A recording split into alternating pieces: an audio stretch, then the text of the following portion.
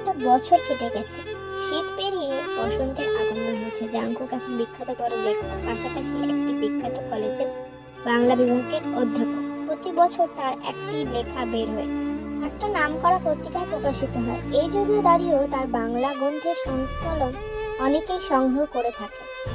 তার লেখার মাধুর্যই পাঠকদের বইগুলিকে পড়তে আরো উৎসাহিত করে তোলে। তাই বলাই বাহুল্য, জাংকুক এখন জনপ্রিয় একজন ব্যক্তি। কলেজের স্টাফ রুমে বসে একটা কাগজে কিছু একটা খুব মনোযোগ দিয়ে লিখছে জাংকুক। তখনই একজন মধ্যবয়সী লোক ওই স্টাফ রুমে প্রবেশ করলো। জাংকুক স্যার, স্যার আপনার সাথে একজন দেখা করতে এসেছে।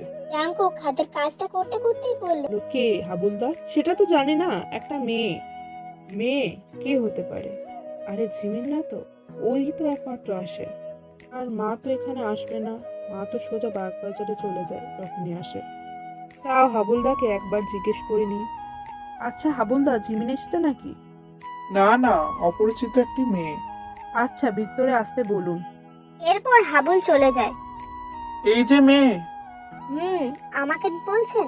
হ্যাঁ, তোমাকে স্যার ভিতরে আসতে বলেছেন। এরপর মেয়েটি ভিতরে চলে যায়। স্যার স্টাফ রুমে আছে, তুমি গিয়ে দেখা করো, আমি চা নিয়ে আসছি। আচ্ছা, কিন্তু স্টাফ রুমটা কোন দিকে?